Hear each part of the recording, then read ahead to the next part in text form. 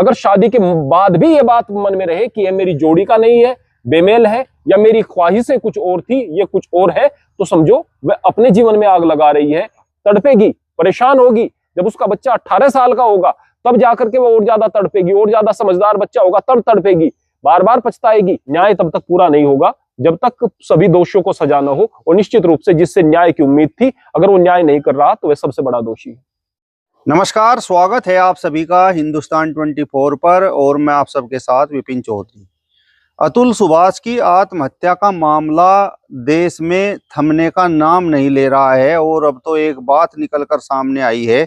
Police के सामने अतुल सुभाष की पत्नी निकिता सिंघानिया ने बताया है कि ससुरालियों से झगड़ा करने के लिए उसे उसकी मां निशा सिंघानिया ने उकसाया। अब सवाल ये है कि जिस तरीके से आज के समय में दहेज के मामले चल रहे हैं और तलाक तक नौबत पहुंच जाती है, दहेज उत्पीड़न जैसे मामले सामने आ रहे हैं, तो क्या उनके पीछे जो लड़कियां होती हैं उनकी माताओं का बड़ा हाथ होता है?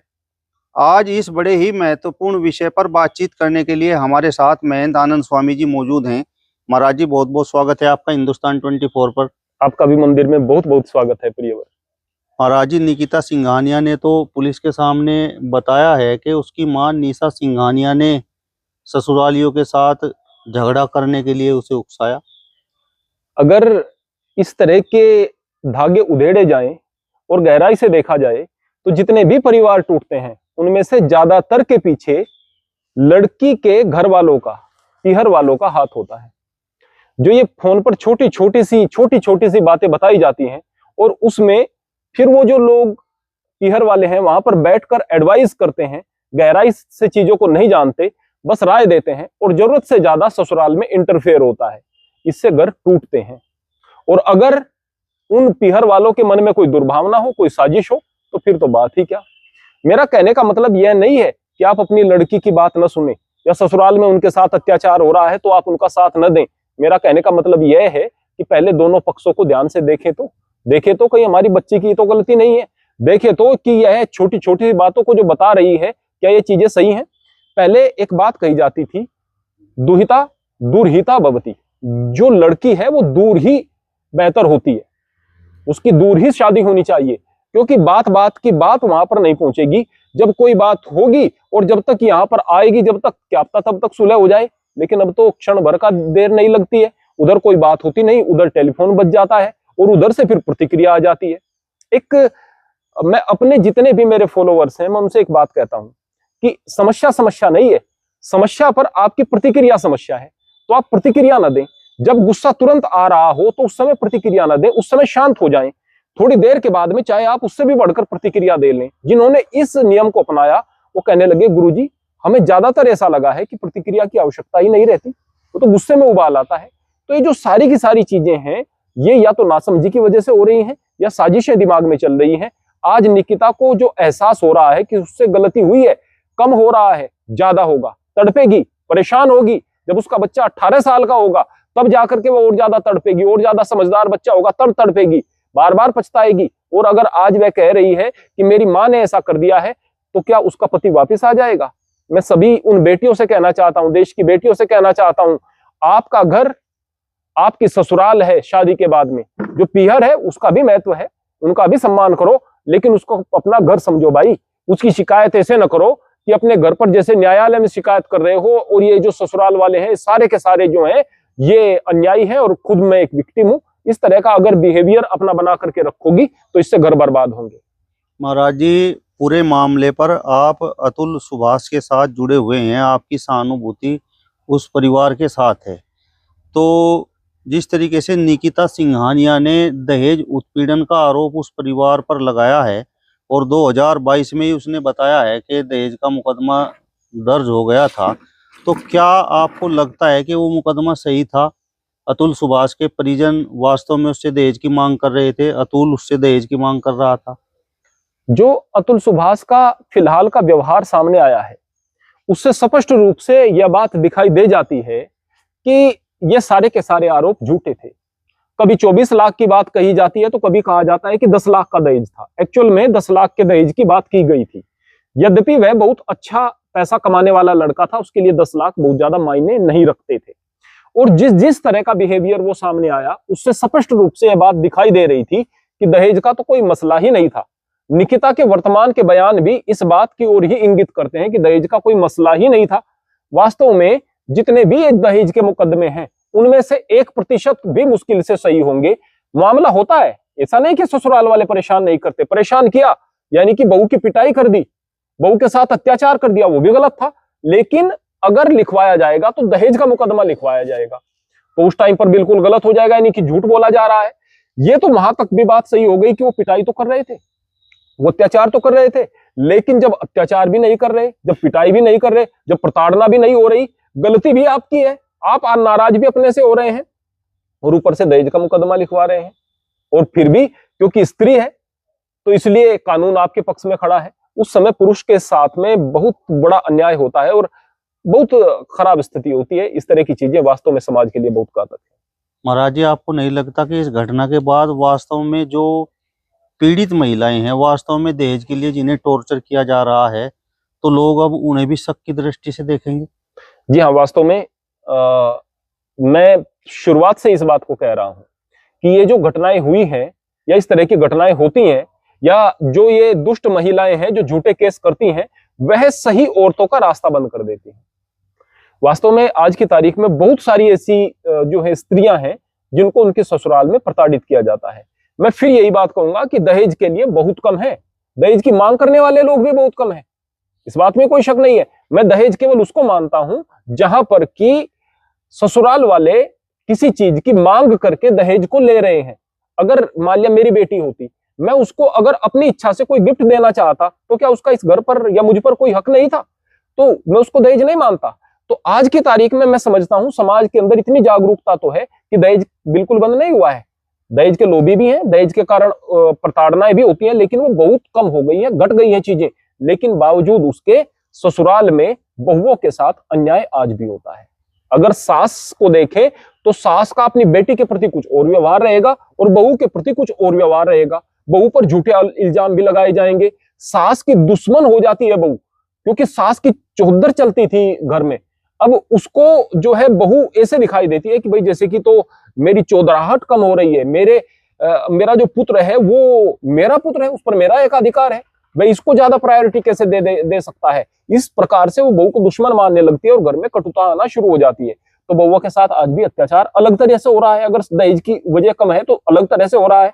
तो वो जो बेचारी बहुएं हैं, जो प्रताड़ित हैं, जिनका साथ उनके घर वालों को देना था, जिनका साथ समाज को देना था, जिनका साथ न्यायालय को देना था, उनके तो बेचारियों के अभी भी रास्ते बंद हो गए हैं। उनके अधिकार खत्म उन्हें दिखाई देंगे, उनकी स्थिति खराब होगी। ना उनको पहले न्याय मिलता था, अब न्याय मिलने में और ज्यादा दिक्कतें होंगी। महाराज जी, क्या अतुल सुभाष और निकिता सिंघानिया की शादी बेमेल थी, इस वजह से उनमें आपस में झगड़ा हुआ और अतुल सुभाष को आत्महत्या करनी पड़ी? क्योंकि निकिता सिंघानिया का एक बयान इस समय खूब वायरल हो रहा है, जिसमें वो कह रही हैं कि अतुल सुभाष के साथ उनकी शादी दबाव में हुई थी। सबसे पहले फिर मैं आपको बता दूं कि पहले जो शादियां हुआ करती थी या अभी भी ग्रामीण समाज में होती हैं, कोई व्यक्ति रिश्ता लेकर के आता है और वह लड़की वालों के बारे में बताता है, लड़के वालों के बारे में बताता है, सारी चीजें स्पष्ट होकर के सामने आ जाती हैं। कुछ चीजें रिश्तेदारों से पता की जाती हैं, सामाजिक एक ताना बाना होता है, एक मीडिएटर होता है जो कि जिम्मेदार होता है, जो कि बहुत सारी चीजों की गारंटी लेता है, जो कि 10 बार यह सोचता है कि मुझे समाज में मुंह दिखाना है तो कोई गलत बात न बताऊं। हजार प्रकार की ऐसी चीजें होती हैं। ऑनलाइन शादी में इस तरह की कोई चीजें नहीं होती हैं। कई बार तो ऐसा होता है कि लड़की वाले हैं, उनको दिख रहा है कि लड़का ठीक ठाक है, उससे लड़की तो शादी नहीं करना चाहती, लेकिन लड़की के घर वाले सोचते हैं भाई लड़का ठीक ठाक है, सही मिल रहा है, हो जाए शादी। तो उस पर प्रेशर बना करके शादी हो गई। ना उन्होंने सही प्रकार से कुछ पता निकाला, ना उन्होंने सही प्रकार से पता निकाला। बीच में कोई इस तरह का व्यक्ति नहीं है जो कि अपनी जिम्मेदारी ले सके। जो ऑनलाइन शादियां हैं, मैं फिर से ये कहूंगा कि यहाँ पर बहुत सारे धोखे होते हैं। यही कारण है कि ऑनलाइन शादियों में ज्यादातर जो शादियां हैं वो नाकामयाब हो रही हैं। तो ऐसा हो सकता है कि यह शादी बेमेल लग रही हो निकिता को। मैं इस बात को कहूंगा कि शादी से पहले अगर आप लोगों को 10 चीजों को देखना है, सोचना है, परखना है, मना करना है, कर दीजिएगा। जब तक शादी नहीं हो कर दीजिएगा। लेकिन शादी के बाद आपकी जीवन संगिनी आपके जीवन का हिस्सा है, पति सोचे। और पत्नी सोचे कि जिसके साथ मेरी शादी हुई है वही मेरे लिए परफेक्ट पुरुष है, उससे बेहतर कुछ और नहीं हो सकता है। अगर शादी के बाद भी ये बात मन में रहे कि ये मेरी जोड़ी का नहीं है, बेमेल है, या मेरी ख्वाहिशें कुछ और थी, ये कुछ और है, तो समझो वह अपने जीवन में आग लगा रही है, सामने वाले के जीवन में आग लगा रही है, उनके घर बर्बाद होने निश्चित रूप से तय है। महाराज जी, अतुल सुभाष का मामला इस समय खूब सुर्खियों में है और 99% लोगों की हमदर्दी अतुल सुभाष और उसके परिवार के साथ में है। तो क्या आपको लगता है कि उसे न्याय मिलेगा? जब तक हमारे कानूनों में परिवर्तन नहीं होगा तो तब तक न्याय नहीं मिल पाएगा। बात यह नहीं है कि निकिता गलत थी, निकिता तो गलत थी, निकिता की मां गलत थी, इस बात में कोई शक नहीं है। सबसे जो ज्यादा गलत यहाँ पर कोई थी तो वह यहाँ पर जज थी। वह जो रीता कौशिक नाम की जज है, सबसे ज्यादा गलत वह थी। उसका व्यवहार सही नहीं रहा था, वह चीजों को लपेट रही थी, जबकि उसको पता था कि वास्तविकता क्या है, क्योंकि इतनी सारी चीजें दिख जाती हैं। तो गलत तो भाई वो थी ना।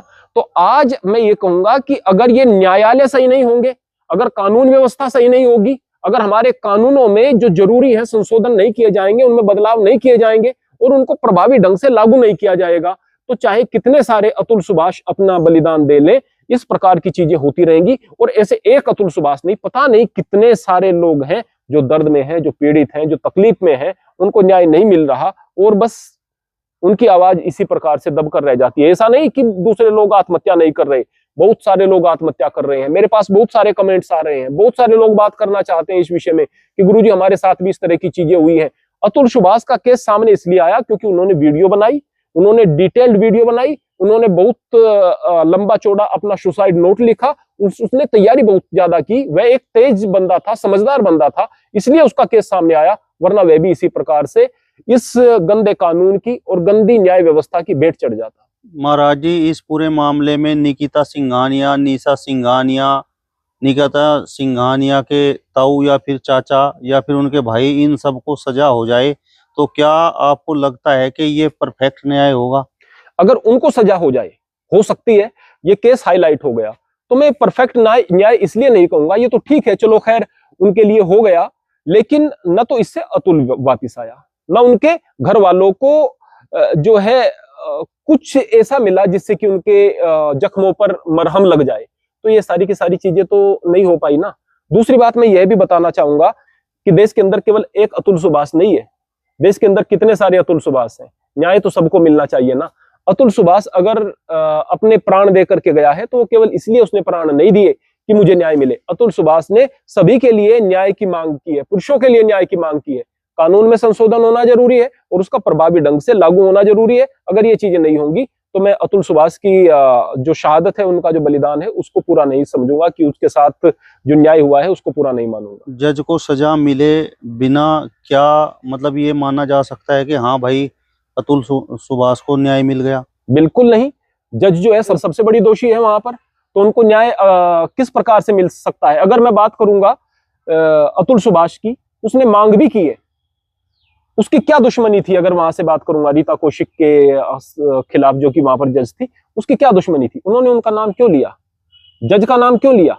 उसने 5 व्यक्तियों का विशेष रूप से नाम क्यों लिया? अगर उनमें से किसी एक व्यक्ति को भी सजा नहीं होती है तो मैं कहूंगा कि अतुल सुभाष का जो यह कहना था कि मेरी अस्थियां केवल गंगा में तभी प्रवाहित हों जब मुझे न्याय मिल जाए, जस्टिस को ड्यू बताया उन्होंने, तो तब तक तो जस्टिस ड्यू ही रहेगा भाई। न्याय तब तक पूरा नहीं होगा जब तक सभी दोषियों को सजा न हो। और निश्चित रूप से जिससे न्याय की उम्मीद थी, अगर वो न्याय नहीं कर रहा तो वह सबसे बड़ा दोषी है। चलिए, तो महंत आनंद स्वामी जी को आपने सुना। फिलहाल इस वीडियो में बस इतना ही। अगली वीडियो में फिर आपसे मुलाकात होगी, तब तक बने रहिए हिंदुस्तान 24 के साथ। नमस्कार।